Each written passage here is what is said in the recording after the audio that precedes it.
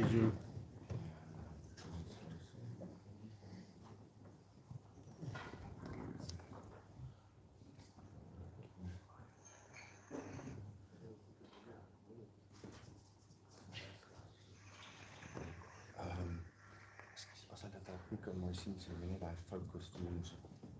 And everybody see very clearly up there in terms of the focus. Oops. And can you guys hear me there at the back? Loud enough? No. No. Right, no. How loud do you want me to be? That's better? It's got on switch. On. Is it on? Yeah.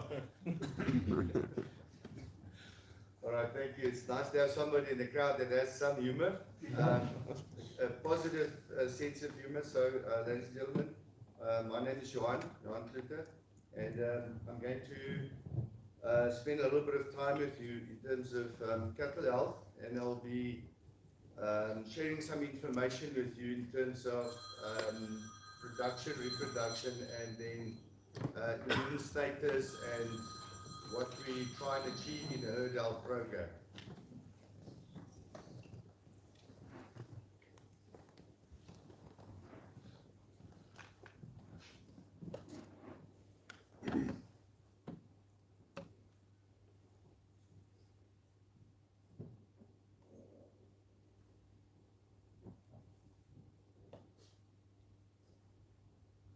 All right, so some of the slides I'm going to go through fairly quickly, because I think it's common knowledge for a lot of you, but I just want to put it all into perspective and just to show you how these things tie together. So I have a couple of key, I call them cattle key factors. So the first one obviously is natural resources. Okay, so that's surface and food. That's 80% of what you need. So we need natural resources, feed abundance, we need a good normal breeding season, and then I've coined a term there that I call sensitive success periods. Right, so we'll browse through that a little bit, and then grouping actions, and of course the whole goal of this exercise is to drive to profitability. This wagon wheel basically is a summary of a number of the actions that you are doing in your cow herd from day to day, month to month, and through a 12-month cycle. All right, so I'm not going to spend too much time on that. You see a lot of actions that you need to do in the herd. So in any herd, it is a good idea to have a herd health program. Right, and this is a chart, an example. I think there's actually one. If you turn your heads, that chart there on the back there, you're welcome to look behind you. Those of you who still can, right? When you become older, then it becomes moeilijk, turn around. All right. So that's the actual size of that chart that you're seeing there on that wall. Right, and so it's empty at this stage. So with the herd health program, we start at empty. Okay. We're going to look at a couple of these parameters.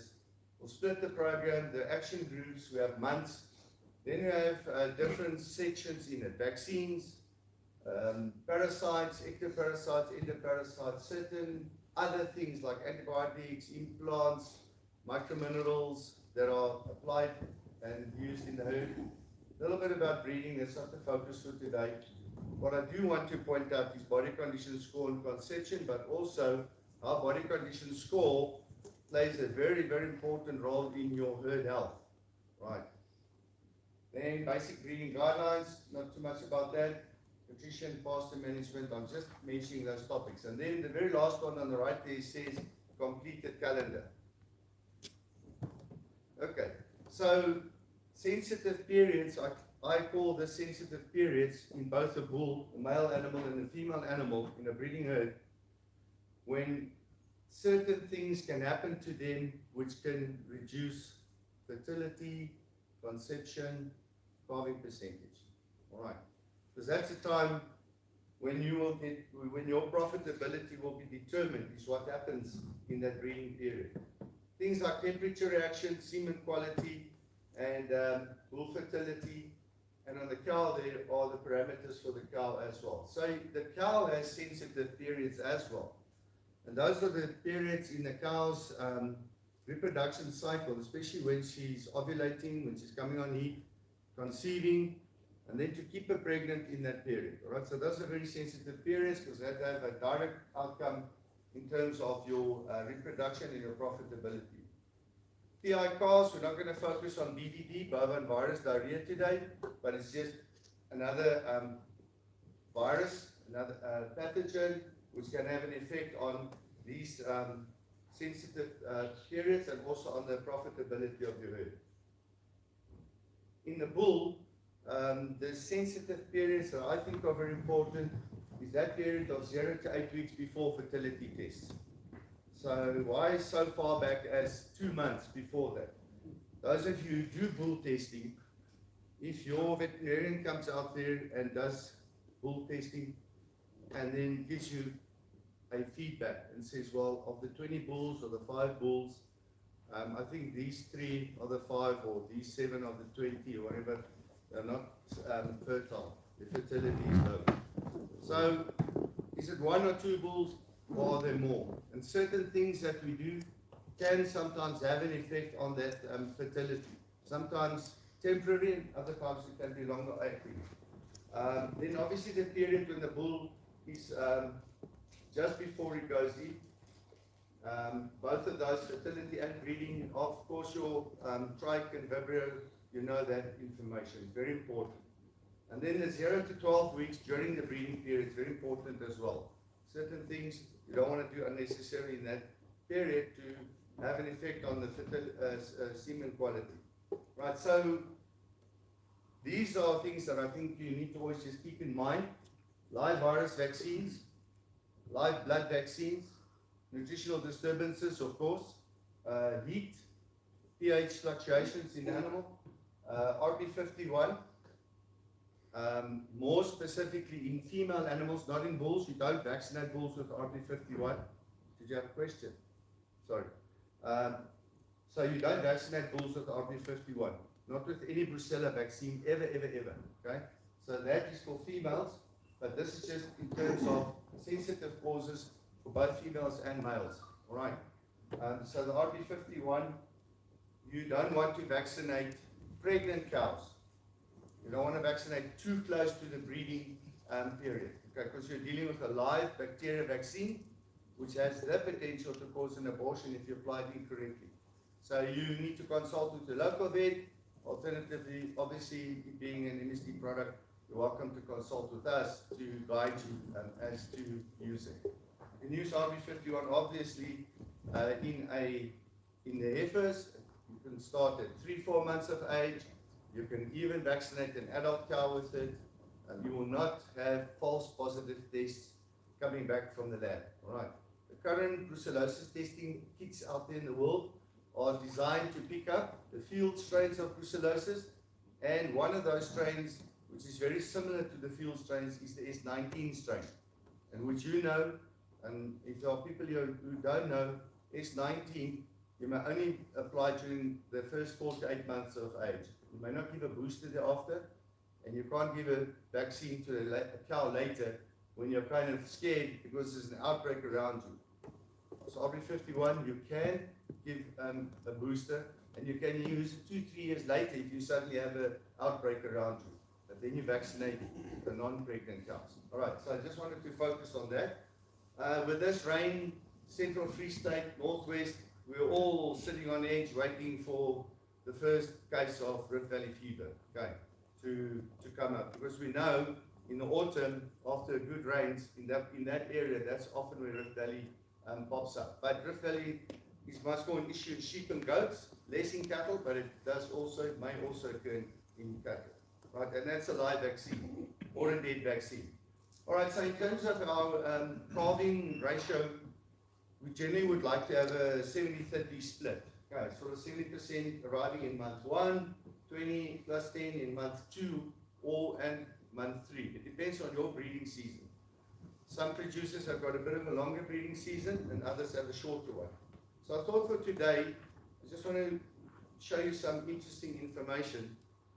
If you have a bull that's servicing the herd, or bulls, and you kind of have no breeding season, the natural phenomena that will happen out there is that most of the cows will conceive in a sort of a 5-month period. Okay, when you're not applying management principles, when you're not boxing them into that. So you'll generally find a 5-month breeding season. This is just some literature that I took from the Northern Hemisphere, just to illustrate some points here. So you'll see the number of calves born in the first month, the second, the third, the fourth, fifth month, and I'll just change the dates to show you if it was in our environment, you'd have calves November, December, Jan, up to March being born. Those figures at the bottom are pounds, but I've converted some just to make it a little bit practical. I'll show you now. Then the ideal that you try and strive for is the 365 goal. So that's 365. So if you want to have that 365 day and not have cows drift out of your calendar and then go to your cull cows, you need to be able to get those cows pregnant in 82 days, isn't it? Right.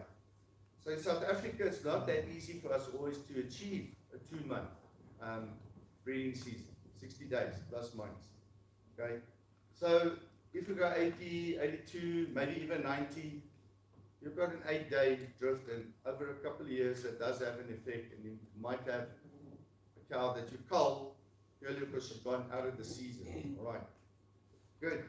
So with having a shorter breeding season, we have less management issues. Now, if you think back of the first graph where I showed you, you've got 5 groups of calves arriving. So now, if you want to apply a herd health program, like vaccinations, or blood, or whatever you want to start with the immune system, it means you've got to manage like 5 age groups. So if you want to now jab a calf, say a vaccine, and remember, most of these diseases, even if they get them through the colostrum, they start diminishing by about month 2. By month 3, this immune response from the mother wanes, it disappears. So you've got to start vaccinating some things at month 3, other things at month 4, 5, and 6. So now if you've got these calves in this group, kind of means if it's something, a dead vaccine, you've got to go and jab those calves in month 3. In month 4 you do that, but you do the ones that are now 3 months.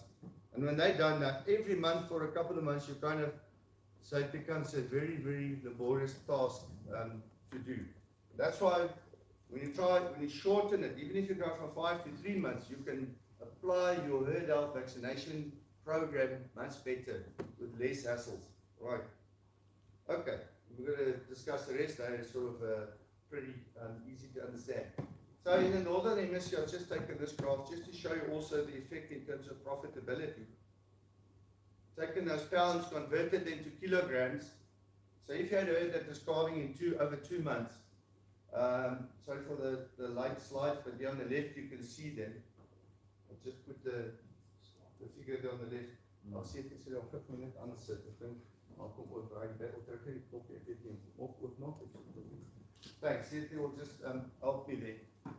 So in this bunch, you have the firstborn calves way heavier. Okay, because they have a month more grazing by the time they are weaned, and they were weaned once. So 254 kgs versus 227, and the average is 246 kilograms average. Okay.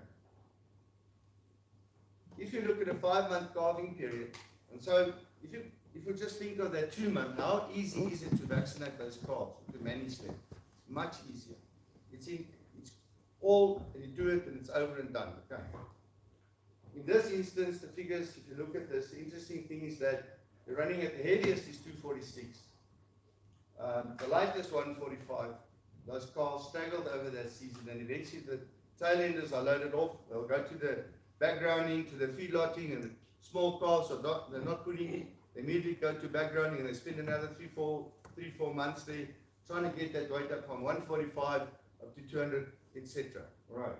You see, the average weight is 218 kilograms. Good.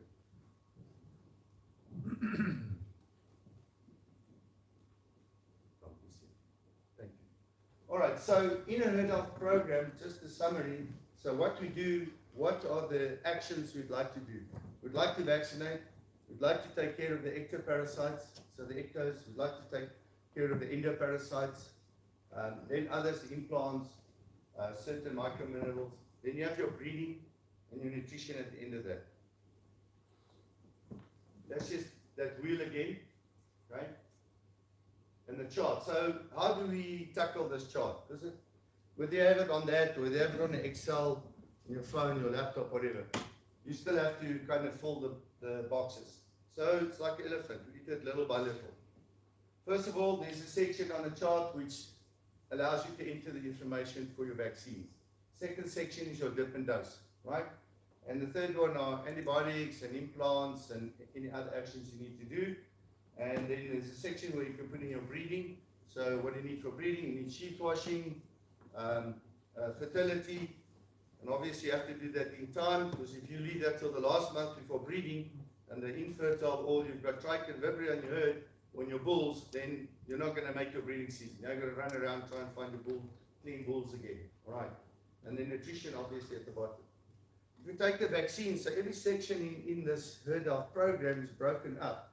So in here you will find there's a section for the calves, and obviously for the heifers, and replacement heifers, and cows and bulls. And if you take this, you run it from top to bottom, and eventually this empty sheet then becomes full. And so, yeah, we have a lot of products, okay? There are a lot of products that we can. MSD doesn't have everything, but the company MSD has a pretty big basket of products in the livestock market. And these are just some of the vaccines for ruminants. And there are 3 additionals. Then I'm going to spend at the end of this discussion, I'm going to quickly just touch on this specific vaccine called Brucellosis Vista, and once SQ. So thank you for that. So Brucellosis Vista, once SQ. So the once means it's a one vaccination. The SQ is basically subcutaneous. Right. There are other vaccines here which we'll touch on in a minute. Okay, so I want to just go back to body condition scoring, because I want to take you on a journey. We all know what BCS stands for, body condition score. We all do it, and we all know it's a subjective evaluation we do, right? But in essence, it means the lower the body condition score is, milder risiko, skinnier, all right? And for reproduction in livestock, you want animals that are in good to very good condition, all right? Contrary to popular belief, in South Africa, I honestly believe that we are so scared of having difficult calving that we're inclined to run our cows on the lean side. Direct correlation between that, reconception, conception, calving percentage, and then what I'm driving to here. If you look at that, the white there is a correlation between body condition scoring, calving, IgG, which is serum, which is the main immunoglobulin, the main one. There are others as well, but the main one of those that pass through the colostrum, which the calf must consume by approximately 6, 8, maximally 10 hours. Because after that period, the mother still has a lot of colostrum for a week, but the antibodies, and specifically IgG, cannot be absorbed by the gut anymore. It is broken down in the stomach, it's broken down into amino acids, and is not absorbed as the antibody molecule. Okay. So the calf then destroys that antibody. So therefore it's important that the calf consumes that good quality colostrum in the first 6 to 8 hours of life. Thereafter, that becomes good quality protein. Right, that is charm.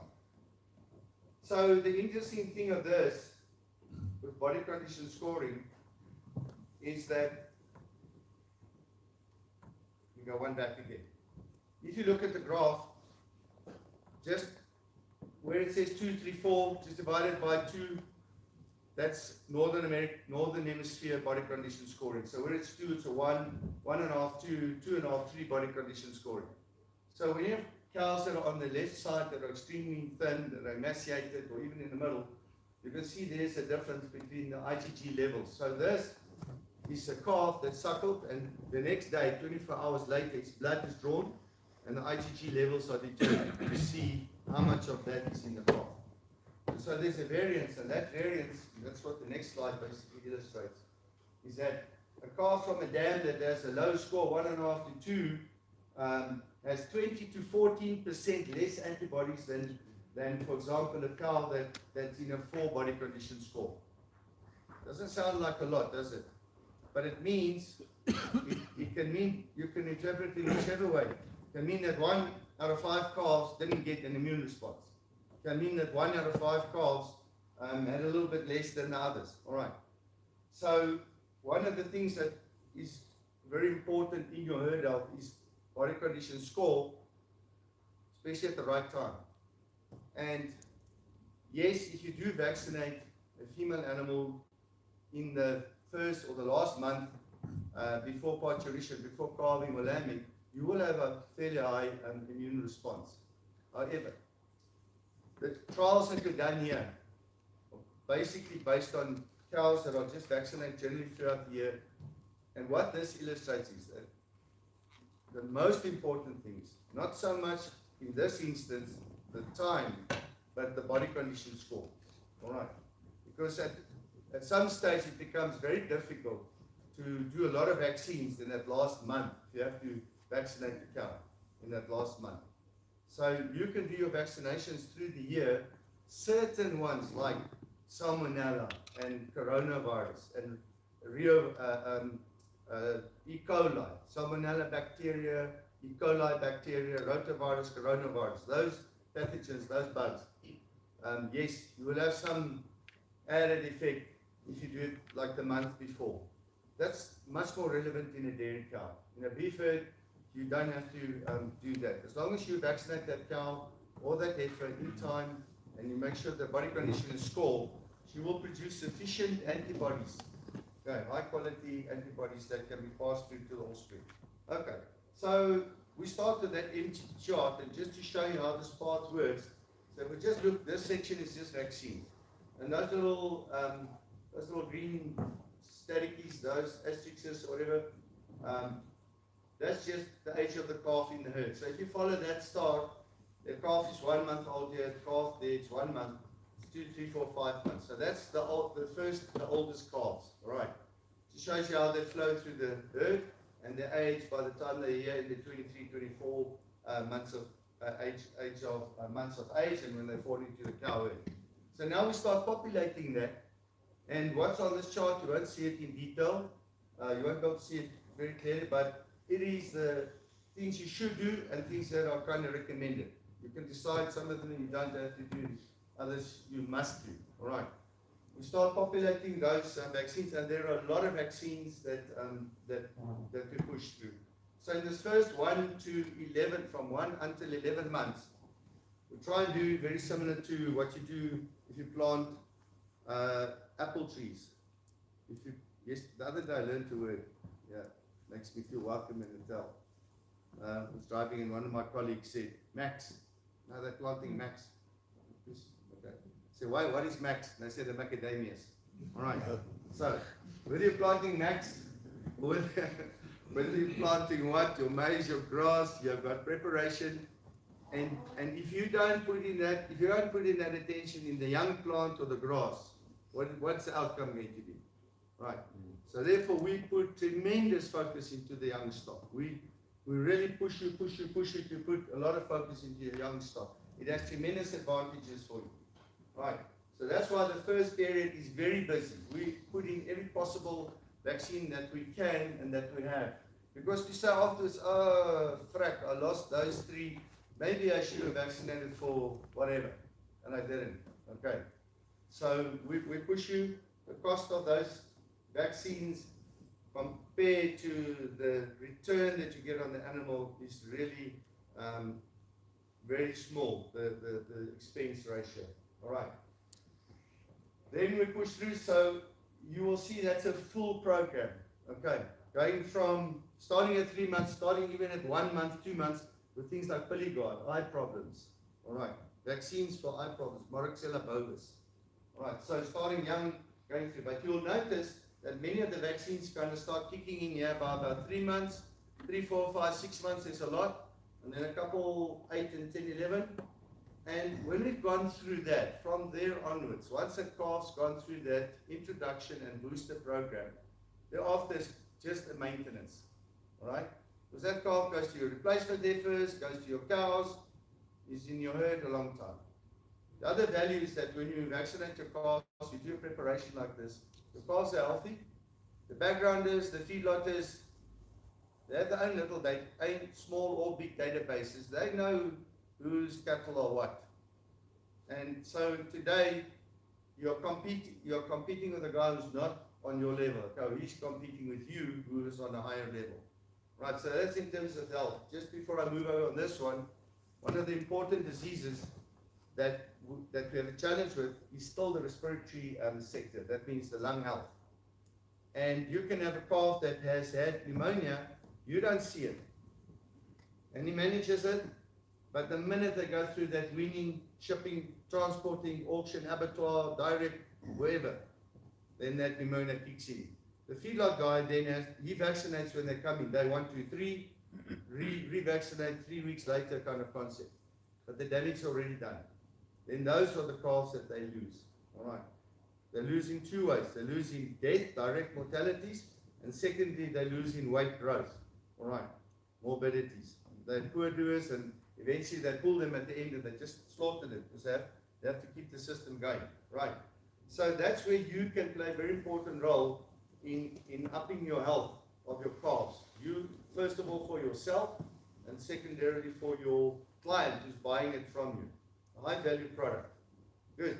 So we fill up the program. Now you'll also notice that wherever possible, we do try and put things together, like here, weaning, there. So wherever possible, we say, let's try and do whatever we can as best as we can. Now you might say, oh, I'm putting a lot of needles into the cow.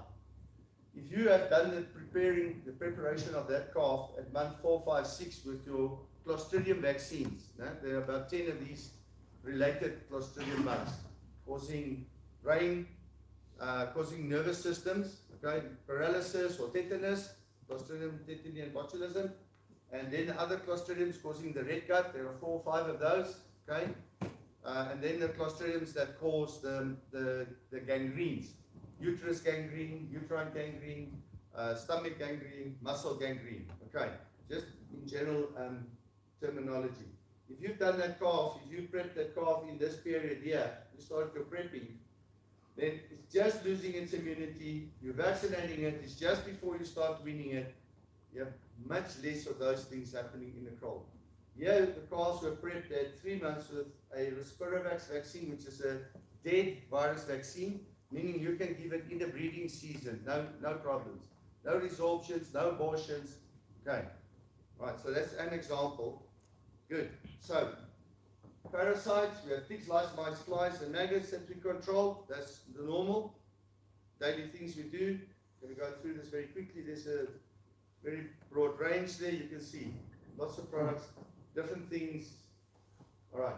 So, so the next part are the parasites, and once again, calves 0 to 6, 6 plus, 12 plus, cows and bulls.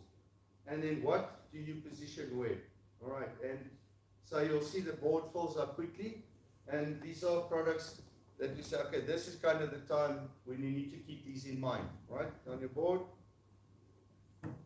bull fertility, you have these issues, trike, vibrio, fertility itself, and then nutrition.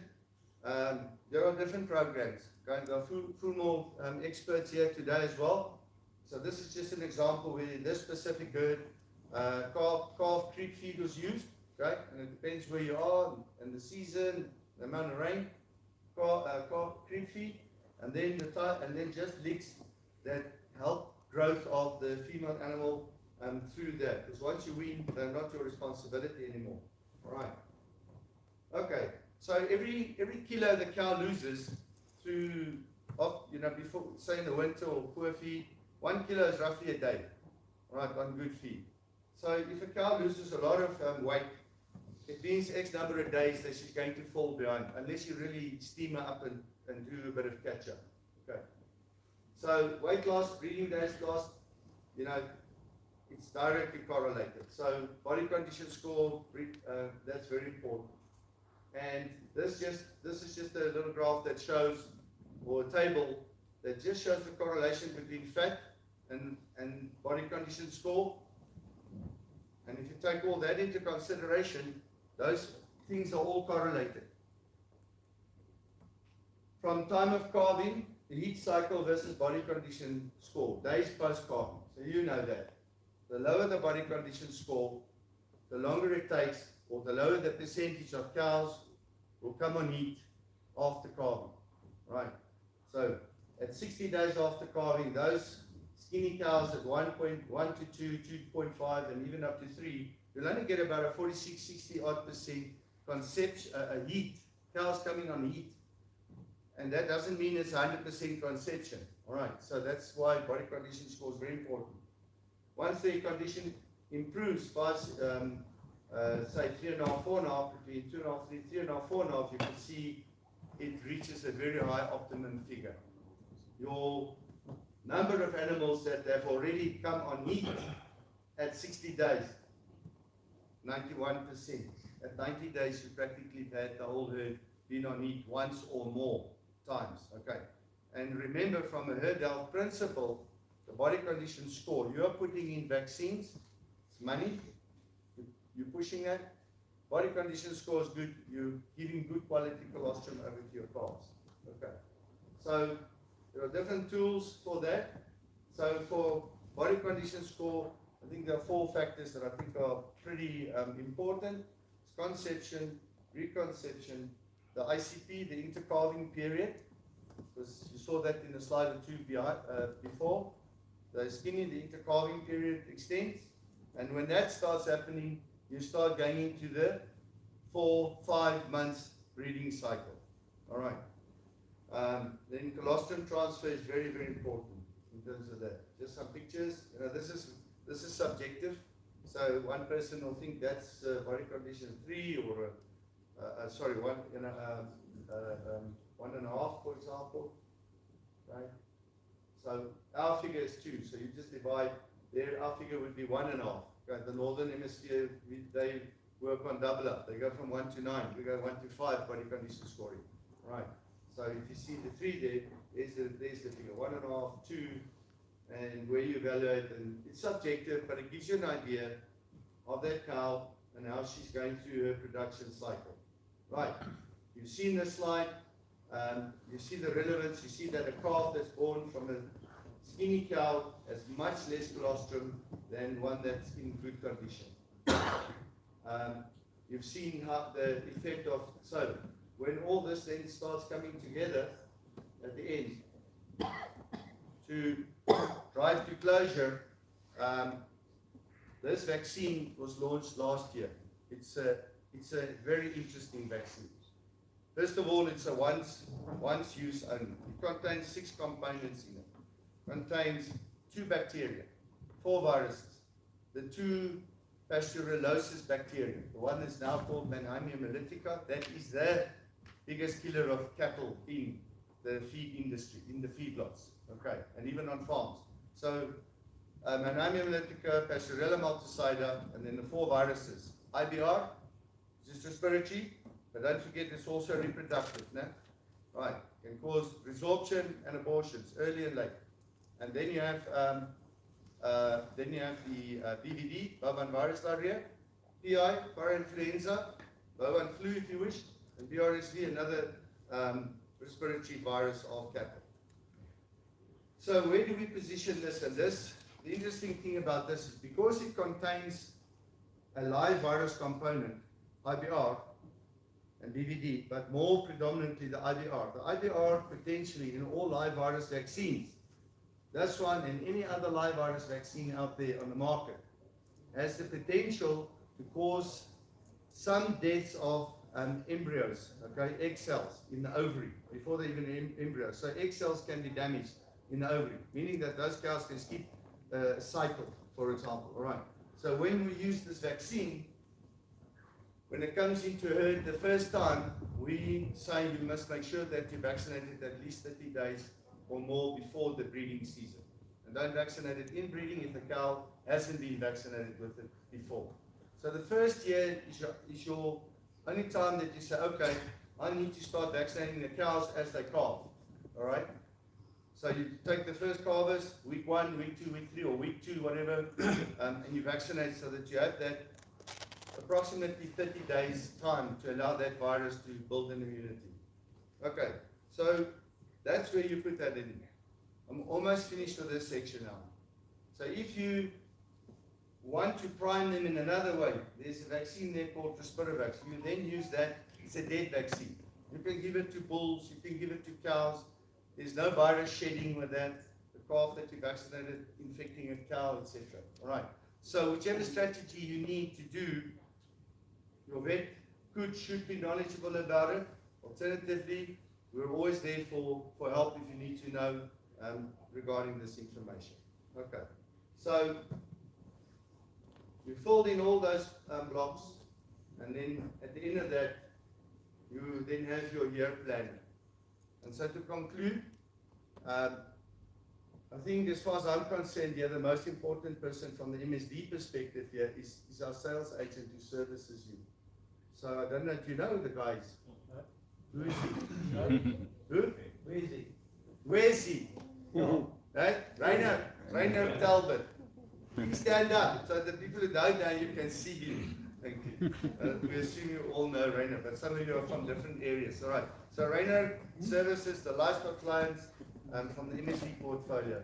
All right. And they understand and know these things that we transfer to the knowledge transfer.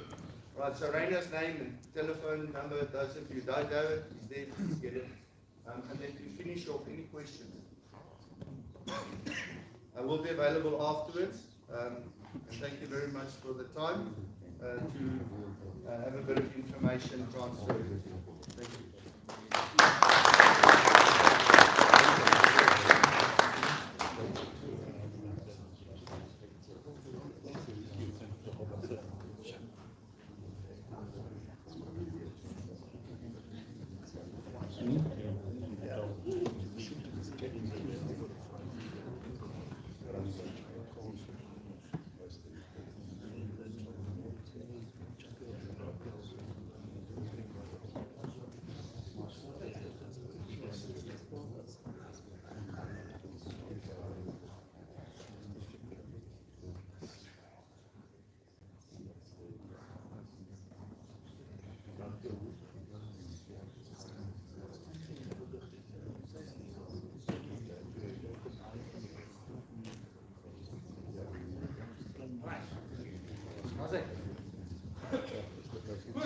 Goeiemôre almal.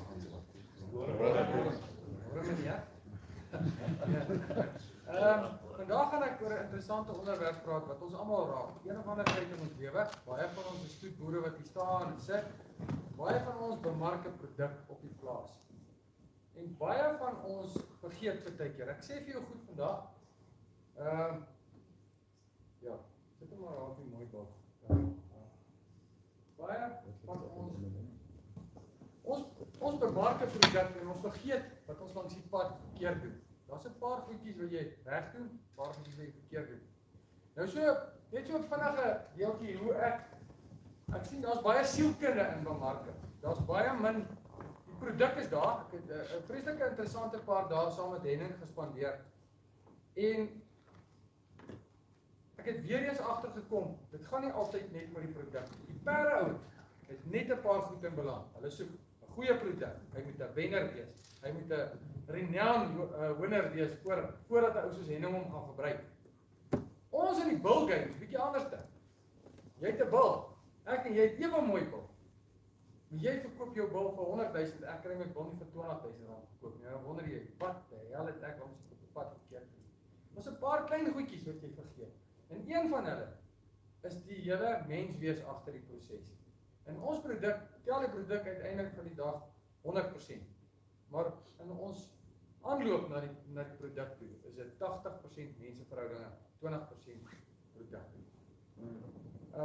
En dis hoe jy jouself present. En ek sien baie keer, die onderwerp is nou, wat doen ek verkeerd, wat doen ek reg? Wanneer ek my produk bemark? En ek dink die fout wat ons ouer ouens maak, as jy begin 50 raak, dan raak jy krampie, jy vat dit op los het.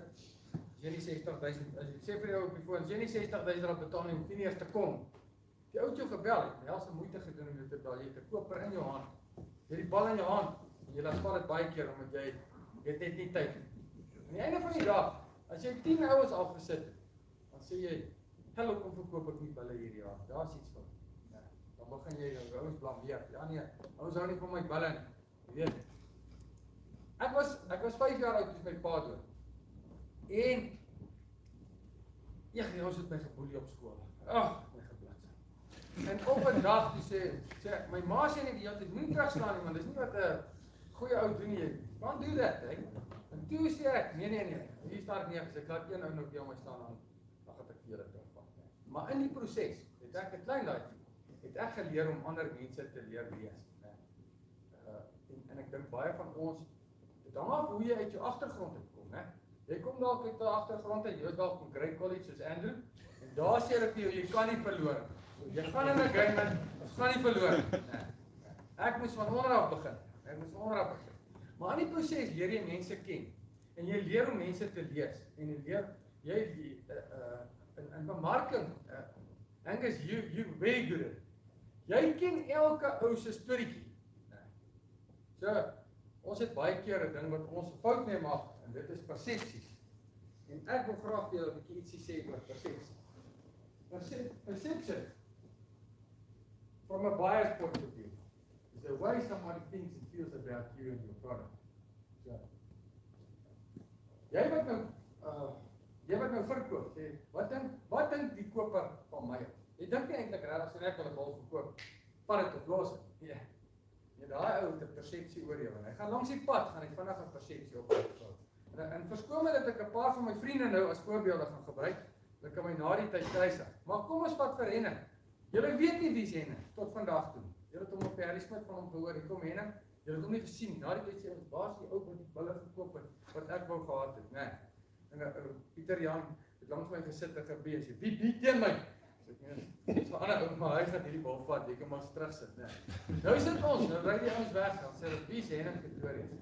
Julle persepsie, dadelik, hier's 'n ou wat hier verbygekom die bal gekoop het, jy maak jou eie goed langs die pad op. En baie versigtig wees hoe jy 'n persepsie opstel van iemand. Want toe ek vir Henning leer ken het, toe kom ek agter, Henning boer al 50 jaar. Henning het met beeste begin boer, uiteindelik met baie geboer, vir aanhou gewerk, en toe het hy beeste gehad, en sy beeste betaal om 'n deposito te koop op grond. En van daai tyd af was hy 'n beesteboer in sy kop, hy het met beeste geboer. Nou vertel ek julle iets wat julle nie geweet het. So in die oomblik verander jou persepsie. Staan jy. Ekskuus Henning, maar dit was nie sterk. So, Sarah. Perception. You look at you're single and you want to. And God comes past you just look at him like that and you say yes or no. That's exercise.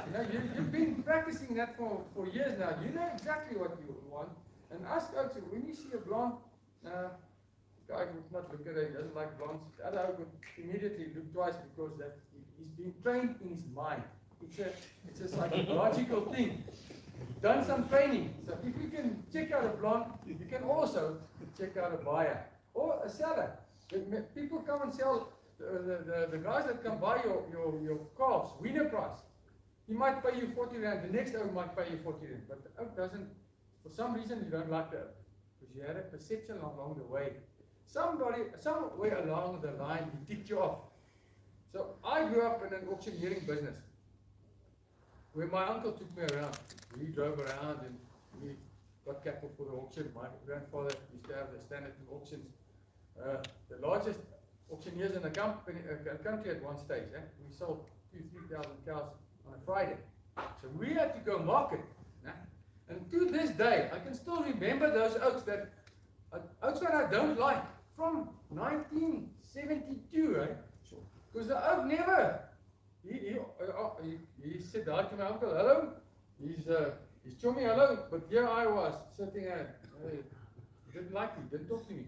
So years afterwards, I said, that oak, he's an idiot, man, he didn't want to call, he didn't want to say hi to me, but I had a perception of it, right? He probably didn't know how to talk to kids or You know, it's just too short or just too ugly or something. But he had a perception, so he had it in his mind, and I had it in my mind, and I kept it against people for many years. So I want you guys to open your mind and see a couple of things. I might step on some toes today, and I've got some, you know, I've got some friends that criticize me a lot, like Louis. But I'll get you somewhere along the speech. I'll get you today. So, how often have you walked away from buying something because you just didn't feel comfortable with the oak you're dealing with, not the product? So here you go to a sale, you go walk past the oaks. Okay, let me just rephrase. The oaks that catch the least wind are nowadays making the most money and getting the most money. I'll use an example. You all know Farmer Ski. Farmer is an introvert. He doesn't go around bragging, he goes about showing.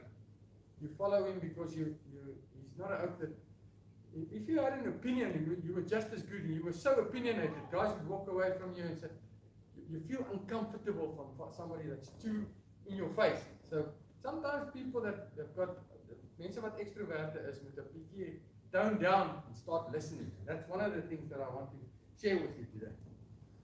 Okay, so you're driving up your oak, and Natal, it's really common, so I'll be stepping on many toes here, but just listen me up here. But this is the worst it can get. So you drive up to this oak, and I want you to compare our oak, and compare it with the place we are at the moment. When you drove in here, you saw, yeah, the grass is cut. It's always cut like that, right? It's always cut like, always looks like it's a management principle here. Dit moet nie wees. Hierdie mense werk met topklas kopers. So now you're going to buy a bull. You drive past the oak scrapyard.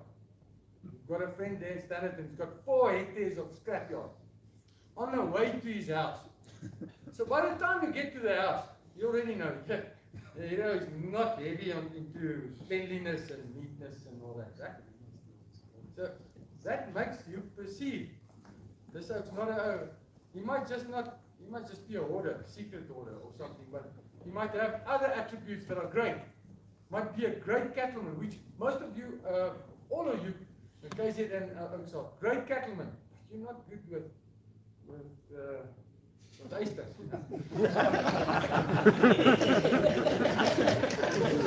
Okay. First contact, mate. Don't phone you. They want to buy a bull. It's like a first date. I see it. It's like a first date. Dis ou phones jy sê, ja, ek het gehoor jy het bulle om te verkoop. Ja. Ja man. Then you start sizing the oak up. You say, where are you from? No, I'm from Middelburg. No, I've got a cousin there. Do you know him? You start talking. Where did you hear from? No, I heard from this oak. Okay, then that's your first connection. So in that 2 minutes that he's talking to you, he's gonna make up your mind. So if you're bombastic or in a hurry or something, he's gonna put the phone down and he's not gonna come to you. So here's a bietjie oop and vra and be inviting, because he's phoned you out of all the others. So first contact. Right, now it drives up to you. The moment he comes into your farm, you either have like the best price start, it's a groot, and I'm getting at it. Groot signs now. Dan dink jy, ja, hierdie ons is groot boere. Kyk hierso, hulle het verkeer hulle self. Dis hier Roberts. Jy's nie by die verkeerde plek, né? Jy's by die regte, né? So the perception you get from that entrance, die ingang, die hekkie, die bord hang skeef. Daar hang hy en hierdie ou die water pas nie. My oupa was like, we have critical minds because we are farmers. You are all farmers, you're all managers on your own farm, so you drive around looking for faults. I saw a henning and I really laughed in my mind the other day. I used to work for Manus Ace, some of you also remember it. He used to drive around and look for faults all day long. And I think your staff is particularly frustrated, but that's what we do. We all drive around, hey, fix that, fix that, fix that. That's your job. So now you come to another oats farm and you see the fence en dadelik sien jy hierdie droppers is nie gespuis nie. Jy ry nou 3 kg. By my 3 kg, dis 3 kg te ver want die ou het 'n helse 10 minute om 'n persepsie van my te ontwikkel, né? Daar ry jy. Dan kom jy by die plaashuis uit, die gras is nie gesny nie. Die honde poef lê op die gras. Jy klim uit en jy gaan 100,000 vir 'n bul betaal. Dadelik sê jou vrou vir jou klim terug. Ons gaan nie die bul koop nie, die mense se tuin is veilig. Dis 'n persepsie. Now you get out. Devil's got the ugliest dogs. Kyk, hy's a true friend of mine, the best of the best. Best cattleman I know. He's knowledgeable, but hell, he's got an ugly dog. Nou kom jy met die een nie af. Marketing not good, right? But luckily he doesn't sell stuff off his farm. He just goes and consults you guys. He doesn't take his farm. But to this day, Llewellyn will not forget him. One day his wife went down and he's got this ugly black dog. Man. That dog, he's got no purpose in life. And he walks around with this little dog. His wife went to the toilet. All the oaks' perception of him dropped there. At the moment, they said, no, this is no. Luckily, the Eastern Cape oaks are more forgiving. And then the actual ontmoeting, nou skiet jy die ou se naam. Druk die ou jou hand, nou toe vir hom, druk jy jou. Daai ou poephandjie. Jy het 'n regte poephandjie. He might be the best breeder in the world, but he's got a problem with his muscles. But you are thinking, no man. Hierdie ou hand sê soos 'n regte girl. Then you get a girl. One of the girls in ons kantoor, ek weet nie of dit Moray. You said the other day, where's the girl with the firm handshake? Huh? He remembers a handshake. So this is all things going through your brain, processing what you're not even there by the bulls. We are not even at the kraal yet, and you've already made up your mind. 80% of what you're going to think. Okay. So, okay, this is just dis die vorige prentjie, hier is 'n nuwe prentjie. Kan julle verskil sien? Jy gaan net die ou bul koop want hy het 'n mooi paadjie, hè? Nee, hy het mooi beeste op, maar dit het jou eerste begin beïnvloed. Okay. Ja.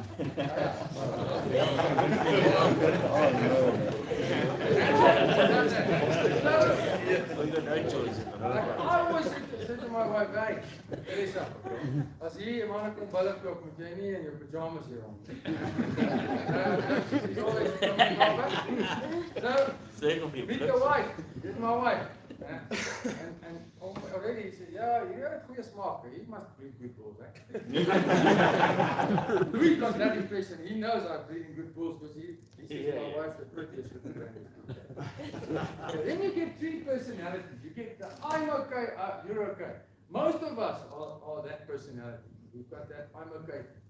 Then you get the out that's a bit of a introvert and daar's baie min van hulle wat sê I'm okay. Okay, no, this nie interest daar. I'm okay, you're not okay. Dis 'n bietjie die groot honde partykeer wat 'n bietjie diknek raak, né? En dis die fout wat ons maak. Hier's ek die baas van my plaas. Wat soek jy hier? Dan kom jy met jou trailer aan. Wat soek ek hier? Jy dink ek is 'n idiot. Hoekom gaan ek by hom koop as hy afkyk na my? Verstaan jy? Maar jy kry baie van hierdie ouens in ons kyk.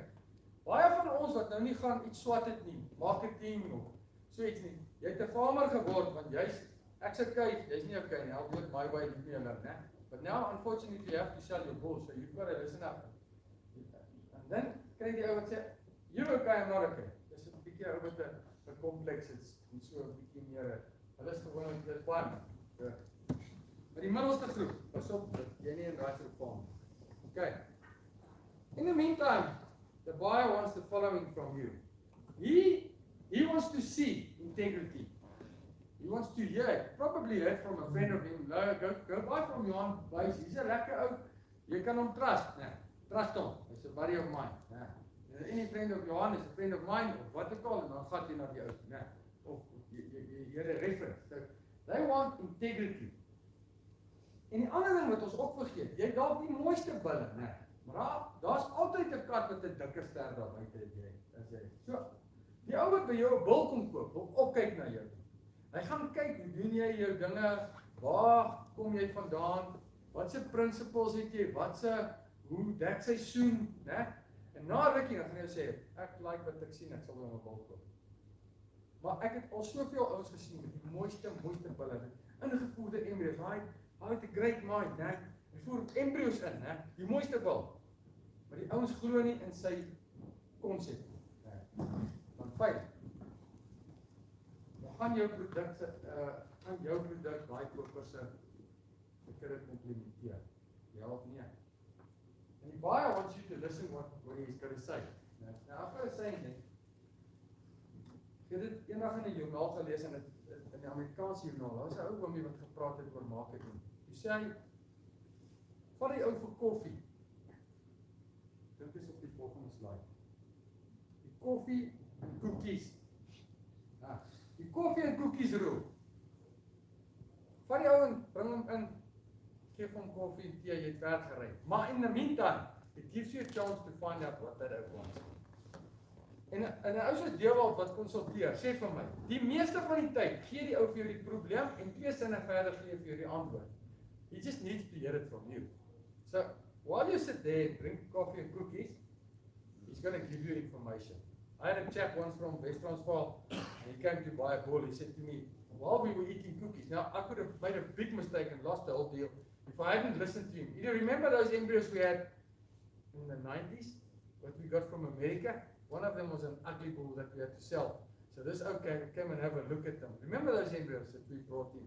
So anyway, so this oak wanted to buy that embryo bull, but he was ugly as hell. And he had bad milk figures and all, and I didn't want to show him to this oak. But the oak sat down and he said to me, you know, I've got a big problem. I've got too much milk in my head. The cows, after 3 months old calves, they've got big udders like that. Die melkpomp uit hulle uit. Wat maak ek met so ek moet 'n bil kry met swak melksyfers. I said, well, that's just the right bull for you. But if I hadn't listened, I would have missed all this. I want to talk, you know. But you have to, the cookies and coffee, always do it, because he's going to tell you about it. Okay, nou kom maar ou met 'n waantjie by jou aan. En hy draai om en hy ry weg. Baie van julle ou by julle klubs en by julle eie sales, draai die ou om, hy het 'n waantjie, hy kom daar aan en hy ry en jy dink, "Tjap." Sy nog al real, hy moet nie 'n bol koop. Nee. Stop nie so nie. Jou produk is dalk te duur, jou produk is nie goed genoeg nie. En iets het die koper afgesit. Dis dalk die persepsie. En ek het nou die dag 'n boek geluister van oor listening, né? Hulle sê 73% van sales don't happen because not because of the product or the price. It's something else that tipped the ou off. So, nou draai hy om op jou veiling en hy ry weg. Wat maak jy? Sê, moes hy ek het 100% sales gehad. Want daai 20% ouens is eintlik die ou wat jy moet teruggaan en gaan bel en hom sê, luister man, wanneer was jy op soek? Ek sê, ek kon nie 40.000 vir 'n bil betaal. Ek sê, man, nie is 30.000 rand vir 'n kom haal. Jy weet, nou nie van sê so weespan, maar dan sê net ek het iets in jou prysklas. Of follow up, né? Okay, so fix it. Dis die ander ding wat ons nie doen nie. Ons is happy, ons het ons geld gekry, geld in die bank, maar daar's 'n ou wat wegloop en hy is nie happy nie. So fix it. Ons iets wat ek agtergelaat het wat ek graag wou hoor. Iets wat ek julle ook wil sê, baie keer mis ons 'n ding omdat ons nie dieselfde kultuur het as iemand.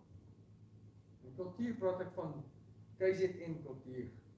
Die Vrystaaters praat altyd van, ja, julle is in die ooste, en die ooste sê, daai Vrystaaters, né? Dis regtig 'n anderste kultuur. Hier in Natal werk julle met groot getalle, met 'n ander breeding system as hulle soek individuele, en hulle soek topkwaliteit. Ons soek 'n mooi average. Die average ou in die Wes-Vrystaat het 'n hoedjie op, met wat so gebuig is, né? En hy het lekker boerboelbroekie, jy sien sy tight boutjies, né? Lekker fris. Die Natal ouens is almal anti-heroes. Ek noem hulle anti-heroes. They've got these cricket hats on. So gekrinkel. En hulle kyk wie kan die slegste lyk. Ek beloof jou. Sy bakkie en duike aan. Nou die dag gesê, Henning, daar's 'n bakkie wat hulle so gekry het op die plaas so staan. Nou sê hy skaam. Ek wou hom sê, haal hy bakkie uit sien dat alles kom, hulle gaan sy moes aan. lekker bakkie daar. Dis wat hulle die tuiniere en goed mee rond het. Dis die Natalse manier daai. Nou kom daar ou van Wes-Vrystaat aan waar daar staan Roberts 1, né? Agter ons.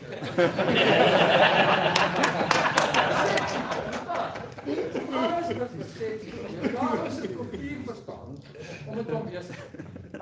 So, as daai Robertsie daar weer aankom en hy kom aangepraat met sy cruiser, dan sê hy vir hom, wie uit? Dan sê hy, nee, dis die nuutste wie uit. Jy verstaan, dan praat jy so 2 minute met hom en sê wie uit, en dan praat jy met hom. Dan het jy sy respek, maar jy moet verstaan wat dit kom. Dis als nou, ek dit net in 'n ligte lyn, maar jy moet dit ernstig opneem. As jy daar aan die kant aankom, moet jy ook krikel hoe daar in die Wes-Vrystaat kom. Jy kry vir jou op so. Goed. Okay, dan kry jy net so 'n bietjie nog 'n ding wat ek wou sê. Jy kry baie keer sake in ons gang kry baie keer 'n sakeman wat 'n boerdery begin of iets. Die sakemanne doen dit anders as ons. Hy sal binne 5 minute vir jou sê, my naam is Koos, ek het 'n konstruksiemaatskappy in Joburg. Onthou nou, hy bly in Joburg. Hy sien 'n ou daarna kant en hy verkoop iets aan hom en hy het 3 minute om sy presentation te doen. Hy sê, want daai ouens daar wil my vernoot se general manager sê hy gaan nie kontrakte bespreek met nuwe kliënte met sy Isuzu bakkie. Hy vat die baas se mou. Sê hoekom? Sê nee, werk anders in die stad. Daai ouens wil die prentjie binne 5 minute sien. Jy weet ons wil die ouens nie prentjie binne, hulle wil jou boerdery sien, hulle wil weet wat jy doen. Hulle wil jou jy mag my vernoot, dan kom hy daar op die plaas en kom sê tel 'n keer en sê vir hom vir 'n beeste uit ons. Dan sê ek, ja, dit werk nie so nie. In die boerderygemeenskap is 'n windgate ou wat vertel hoeveel beeste het, want hy lieg nog helfte van die by op. So jy vra nie vir 'n ou hoeveel beeste het hy of skape nie, of geld in die bank nie. Jy sal dit sien, jy sal jou eie mind opmaak. So daar's die kultuurverskille, né? OK. En wie wat is my groot vraag vandag is, gaan jy maak dat jou ego 'n deel reneer? Gaan jy probeer vir die ou wys jy is die ou met die dik sterk of wil jy regtig 'n bal verkoop en 'n verhouding bou? Ja. En daai ou wat by jou koop, hy het 'n paar vereistes. He wants to do a few things. He wants to become part of the family. As jy 'n groot boer is, wil hy sê, hoor jy ek koop by John Burger spelle. Ken jy John Burger? Ja, ek koop by hom. Hy wil deel word van die familie. So betrek hom, keep him informed. So every now and then, you must guy that bought the bull. He doesn't want you to phone the next year, the day before the sale. Hey, goed, ek het jou gemis laas jaar man. Hoe gaan dit met jou? En dis vals ouens. Ja, die ou 'n paar keer deur die jaar. Van kyk, Arthur de Villiers se pa, ou oom Arthur, hy wat hy het. He consultant. He says that the main trick in their business was oom Arthur driving around all year long, yeah, going to visit these house. He could do it because he sold 150 bulls a year. And what did Klein Arthur do? It's not happening anymore. He's not communicating with the oaks. The oaks aren't being part of the business. They're not buying in anymore. So jy moet daar wees. En die ander ding wat ek graag wil hê jy moet onthou, is jy moet nurture daai relations. Invest time, follow up lost sales, deliver trust, be consistent. Dis al wat jy nodig het om 'n bul te verkoop. Maar nie een, elke jaar. Volgende jaar kom die ouens aangeloop na jou. Maar moenie windgat raak nie. Keep on doing that. But for the moment you stop being yourself, helping other oaks. The moment you think you're better, when you get 50, you become arrogant. Ek sê jou, dit is 'n probleem. As jy 50 word, raak jy blind en jy raak arrogant. Jy sê wat jy wil. Moenie dit doen nie. Gee daai ou kans, laat hy jou vriend word. Die groot geheim in hierdie hele business is under promise and over deliver. Dankie.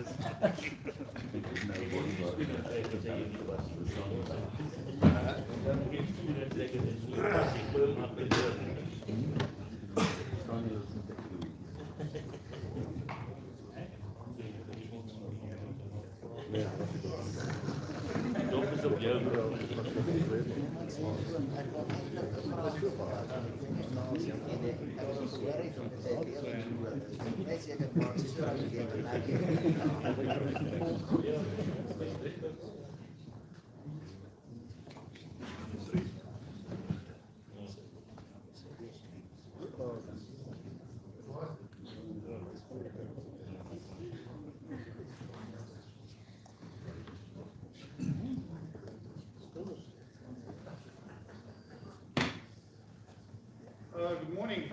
Thank you very much for the opportunity.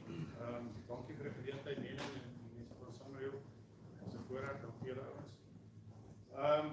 My name is CT Du Plessis. I'm the area manager for Fruitful Feeds in the Eastern region. I live in Howick, but I grew up with John Burgess. My brother is his neighbor there in Fruitful. So yeah, it's a privilege to be here. It's a beautiful setting, and it's so nice to chat with you guys under these circumstances. We're probably having one of the best seasons in a long time. The capital is looking phenomenally that I've seen. And you know, with the season we're having, it's an ideal time to chat a bit about where we are, what we're doing, and how we're going to go ahead for the next few months, and what we're going to do. So I'm just going to talk to you about, Angus said the day is to a taal up, so the slides are in Afrikaans, I'll chat in English. If there's anybody who doesn't understand anything, please just ask a question, interrupt me at any time. So I'm so glad that Dr. Johan and Peter spoke before me, because they touched on a lot of things that I'm going to talk about. Peter especially, you know, we are in the business of relationship building. We don't sell lick. We do what we do because we want to add value, maximum value to what you do on the farm. If I just going to sell lick, you know, go and buy from the opposition. We're there to really add value. If you want to save money, that's not what we do. We're there to make money for you. Utilize what you have on the farm to its best capacity, to making the most of it. That's in essence what we do. So we build relationships, and it was interesting listening to Peter's talk, because that's what it's all about. That's what we're all in business of. We want to build relationships with people so they come back and buy our bulls and come back and do business with us again in the year after year after year. So I was listening to I think he's an Indian yogi, Gopalal is his surname. I'm not sure, I can't remember what his name was. And there's also a study from Harvard University, which is the oldest study about happiness in the world. You can go and Google it. It's been started in the early 1900s, and they've got collectively over 700 years of data which they collected. And the only thing that makes people truly happy is the strength of the relationships that they have with other people. Money and all the other stuff comes far down the line. The only thing that makes us really happy is the strength of the relationships that we build through life. So Peter, thank you for your praat. So just to start off, we're just going to look at the bigger picture that as far as animal feeds are concerned. So annually, a cow of 450 kgs consumes about 3.65 tons a year of feed a year. Of that, about 140 kgs comes in the form of supplements and licks. Where your winterlac is the most, 125 kilograms, and your minerals and trace minerals, which is your phosphates and all that stuff, about 15 kgs. There's only 3.4 to 4.4% of your total feed intake a year comes from your supplements and your licks. Okay, the biggest asset that we have on the farm, obviously, is the grazing that we have, the natural grazing. And you want to utilize that to the maximum capacity. When you make as much out of that as we can. And that's why we advocate a season's rest as much as we can. Why do we advocate the season's rest? First of all, it's to help the plant seed itself better, to help the plant develop better, to have spare grazing in the winter time, and also to help with the reserves of the plant. I don't know if you've seen that slide that Hendrik from Petsen used to have, where they did a cut in the grass to show you the different grasses that's been grazed and rested over years, and how big a difference it makes in the root capacity of the grass if it's been rested for a year. Okay, this is just a table to show you what the effect is of a a resting season. Now, when I say a resting season, it means resting your grazing from October until middle of April for the whole growing season. Okay, so this is just a slide to show you what the effect of that is. And if you look there at Roy Frost, if you after a resting season, the kilograms per hectare it produces compared to when you've grazed that same can. Okay, this we always talk about developing the natural resources of our grass, and this is just an interesting. Sorry, the slide's a bit high there, but interesting slide. That hectare has been camped off and hasn't been grazed or burnt for 38 years. That was at Nooitgedag farm near Ermelo. And that's what eventually happens to the grass if we don't look after it. Okay. When we talk about managing or looking or thinking about what lick we're going to give, when we're going to give it, and the management we're going to look at, there's certain aspects we're going to take into account. Okay. Although your intake of lick only makes up 3.4 to 4.4% of your total feed intake, it makes out about 30% of your total cost. So it's worth looking at it, planning it, and making sure that you're giving the right lick at the right time when the cow's in the correct production cycle. Okay, with licks, we want to make sure, like I said, that we target that specific production cycle at the right time of the year with the correct lick.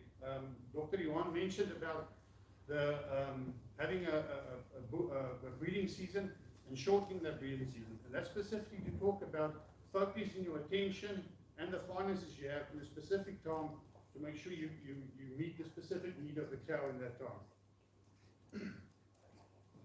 Okay, and when we talk about a lick, whether it's a winter lick or a summer lick or a production lick or a mineral lick, we make sure that the nutrient ingredient in that lick is correctly formulated to meet the need that you have at that specific time. Okay, we always sometimes lose track of the genetic value of our animals. We go and we buy an expensive bull. We've got a best genetic potential, but we don't fully develop that potential because we don't look after his nutritional needs. Okay, a top producing cow is a cow that can calf every year, and that can wean a calf of more than 50% of our own body weight every year. Okay, how much lick does an animal need? That depends on the time of the year, the production cycle season, whether you have a short breeding season or a long breeding season, how it depends from breed to breed. So it's all things we need to take into account when we plan for the year ahead. The next thing I'd like to focus on is trace minerals.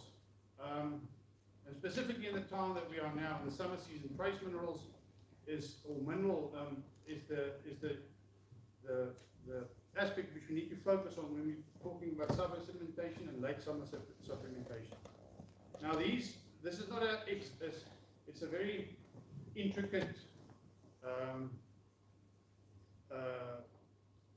way in which these trace minerals interact with each other. So it's not always about having too much of one or too less of the other one, but they interact with each other. So for instance, too high levels of calcium in your water would inhibit the uptake of selenium and zinc, which is crucial to your reproduction cycle. So the next slide shows that how these interactions work between the absorption from trace minerals. As I said, calcium has an effect on zinc and copper.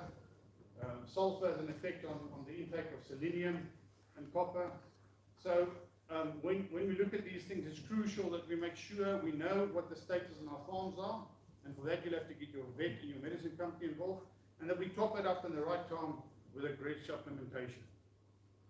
I've already touched on that and the influence that sulfur would have on the absorption of other trace minerals. Okay, do we use a self-mixing lick or do we buy a ready-mix lick? And that's all things that you need to take into account when you do your planning for the year ahead. You have to look at the costs involved. You have to look at your infrastructure, whether you have the correct mixers or not, the raw materials that you've got, whether you have control to make sure that the mixing is done correctly.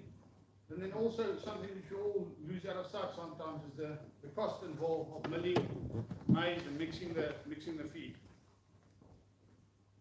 Okay, at the moment we're in the late summer. We've got another month and a half, 2 months left before the first frost. Some areas are a little bit earlier than others. And we want to try and focus at this stage to make sure that we carry the good condition that we have at the moment as far into the winter as possible. Okay, most of your cows will hopefully be pregnant by now. The bulls will have just come out, or is just coming out. And you want to keep that condition that they have for as long as possible into the winter. Not only is it cost effective, but it'll save you money in the winter, because that's when you're expensive to get a cow from a low body condition scoring, what Dr. Johan talked about earlier, to where she's got a calf, is going to cost you a lot more money if you don't do your homework at the moment. So if we focus a little bit on that at the moment, because that's the season we're in, we've got a phenomenal season this year. The climate is fantastic. The animals are looking exceptional. So we want to try and, with the current conditions and the high prices, we're all in for a good season and a good year. We want to try and focus to use the grass that we have for as long as possible. Okay, the critical aspects that we're going to look at the moment is supplementing our trace minerals and our minerals, phosphates and all the trace minerals, zinc, selenium, copper, iodine, manganese, which are all crucial for reproduction later in the year. And in food mill, and the reason why we do this at the moment is not only more cost effective, but the reaction of your animal is so much better than trying to rectify that later in the winter time. And the reason for that is the quality of the grass that you have at the moment. It's like having your vodka with a Red Bull and not with a Coke or water. Okay. So the two products that we are going to focus on at the moment is our Phosphate Block and Supermol. Now the reason I put Phosphate Block on there is, you might know as we do that there's a shortage of phosphorus acid at the moment, so we're all struggling with P6 and P12 at the moment. And we feel that Phosphate Block is actually a better product, which I'll explain to you now. So I'm going to talk a little bit about that, and then I'm going to talk about probably one of our best products available, Supermol, which you have to give to your higher producing animals. So if you look at Phosphate Block firstly, that's the composition. And I want to focus your attention on the trace mineral side there and the high levels of that. Now, Phosphate Block,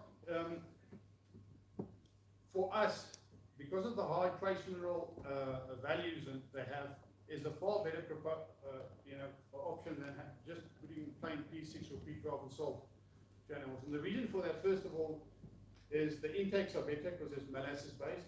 It's a little bit rain resistant, and as far as costs are concerned, it only works out between 25 and 30 rands per cow over your whole summer season. Now, if you convert that to the days you spend when you can put P12 and P6 out because of the rain or the losses you have or the lower mineral intakes that you get there, I think Phosphate Block is a much better option. The second one is what we call the Superman of Frugal Legs, is Supermol. That's the composition of Supermol as we know it. The intakes are between 1 kg and 1.2 kgs per day for an animal, for a cow. And once again, if you look at the trace minerals and the mineral composition of it is excellent. And these are the uses of Supermol as we know it. Okay, it's animals with a high production or a high nutritional need to grow out your lighter weaner calves on good quality green grazing. Okay, it can be used as a what's called a flush feed to increase your calving percentages. Okay, it can be used on young bulls on extensive phase D testing. It can be used on your cows and calves that might not be in the great condition. You want to steam them up a bit before winter on green grazing. And then it can be used to fatten weaner calves on green grazing if you mix it half and half with maize. Okay, there's a few other uses I want to bring under your attention. To fatten up old cows, the silage. When the bulls are coming out from the cows at the end of the breeding season until the end of March, which is in the time we are now, to get them back into condition. Okay, you can use it with standing hay like sugar grass, and you can also use it on young dairy heifers, 6 to 7 months old, on green grazing. Okay, when we talk about winter supplementation, and going ahead in the sort of looking at April, May. Okay, protein is obviously the aspect which we're going to supplement during winter time. We're going to have the correct lick to stimulate the cow to eat more grass. We don't want animals to lay by the troughs and wait for the lick to come. Okay, so that's why we've got to watch out for too much maize or too much roughage in a lick. Okay, and we got to, let's just go back one. And we got to manage the intake of the animals. Okay, it's a question we get a lot in the field is, you know, how you put out your licks. Most farmers that I know puts up 3 times a week and calculates how much each cow is going to get per day and puts out that amount every 2 days. And if they eat everything on the first day, that's fine. At least everybody had a chance to eat or to get at the trough. But manage those intakes, because especially in our sour field areas, those intakes can run away some days, and we want to make sure they get the correct intake. Okay, choose the most cost-effective supplement for your area. Get the agent of the company that you're dealing with onto the farm to come and have a look at your setup, what you have, what you can use as a raw material, whether you need a concentrate or a ready-mix lick, whether you have sour felt or more sweet felt, whether you need a concentrate, if you're going to use your own maize or own soya oil cake or whatever. So use the knowledge and the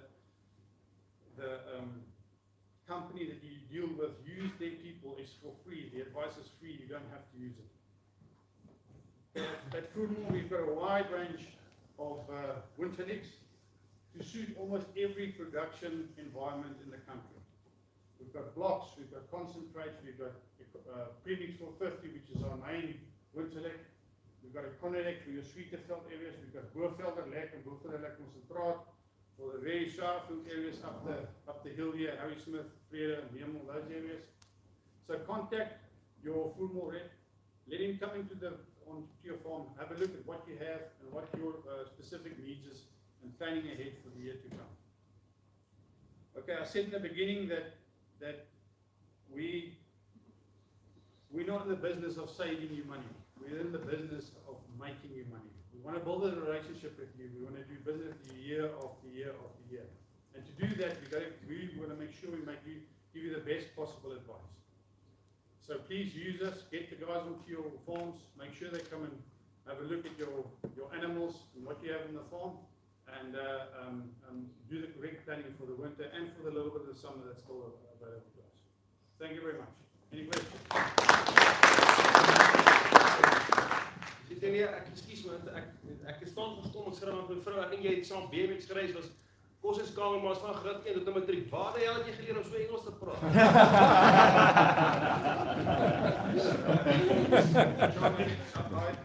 was very lucky to go to the UK and I married an English wife. And I taught her some Afrikaans. And then at some stage in our relationship, when she said, no, I just had to make sure what she meant at that stage.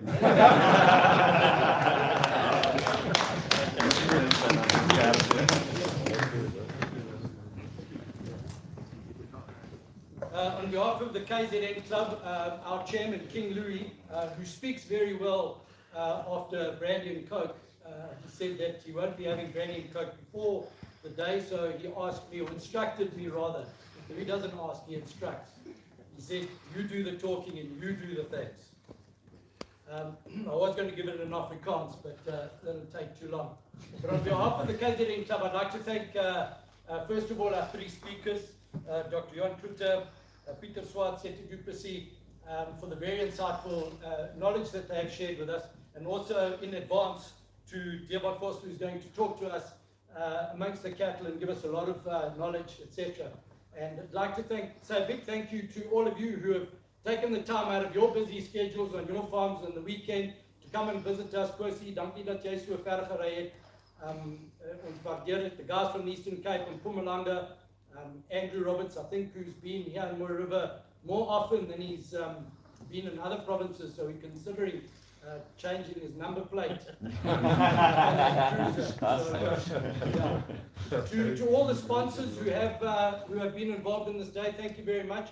Please give them your support. Some of the guys, I think Isuzu guys from Motus, Isuzu and Asando, they've come, they brought tobacco and a lorry all the way down from Joburg. So give them your support. They've got some jackets as lucky handouts later on, so go and give them your support. Masco guys, go and see all the stores that are here. But a big thank you also, especially to Henning, to you and your team here at Summerhill Equestrian. Your passion and pride for what you do stands out here today. Armand, to you and the team, to the ladies from the School of Excellence, the students, to the whole Summerhill Equestrian team, Summerhill Brangus as well. We're very grateful that you chose a farm here in KZN and joined this club, because we need the assistance to take over the rest of the country.